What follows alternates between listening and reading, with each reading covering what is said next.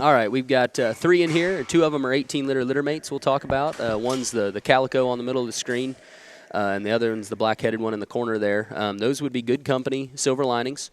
And Travis is probably thinking, Jake, you didn't order any Good Company from me, and I didn't. Autry's bailed me out when I had one of my better sows that threw me for a loop and didn't have regular heat cycles. So got her Good Company in there. This sow would have had the 3rd overall market guild at MLE last year, and then quite a bit of success down the way for me. Always liked that calico pig, his forearm, his skull. He definitely needs to relax a little bit, but I think he's got a high upside in terms of his feedability. The blackhead is a mate to that one again. That comes across the screen. The last one we'll talk about is this 12-liter pig, if we want to jump on him. He is the first of the confidence pigs, so that would be a My Intention Hush Money boar that I left intact last year and used on a few.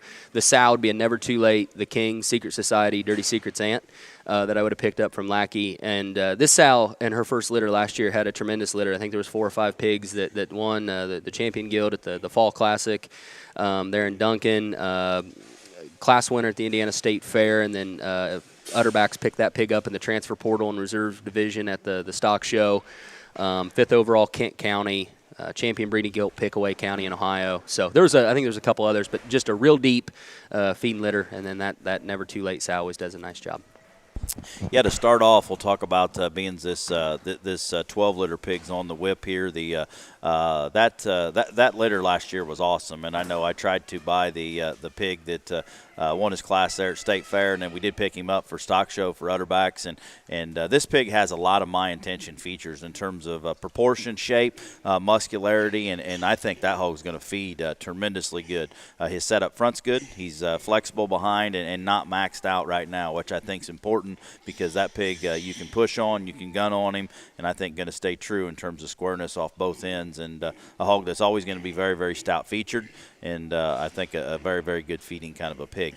The pair of Good Company pigs are a little different in their type and kind. This black-headed pig is, I know, really green right now, but after feeding some of the Good Companies in terms of power and muscularity, not going to be an issue. And Jake's got enough just stuff bred in him that I'm not real concerned about that pig getting enough because he reads with shape up high.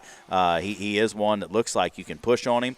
He's heavy enough structured in his type and kind and big enough that you can take him to heavier weights. I think that hog pushed hard for July could be awfully, awfully good. And in terms of just that presence, look, and back shape, everything's going to come together on that one. The Calico pig, he reads as a State Fair August one, no question to me. Another one, huge forearm, big hind-legged. He's got a good center body working in him, and I think one, as Jake said, maybe just needs to relax a little bit in the ring, but everything reads right in terms of angles and set. He's stout about his head, and the Good Company thing has been awfully good. The hogs that start with a little bit more really maintain that, and they mature into exactly what they look like as pigs. And I think that one there is going to be an easy setter, just kind of one you just roll on and do what you want with. But I think an easy August ending point. I think a really good trio of pigs here, just a little bit different in the way you want to finish them and the way you want to feed them. But in terms of quality, very, very similar.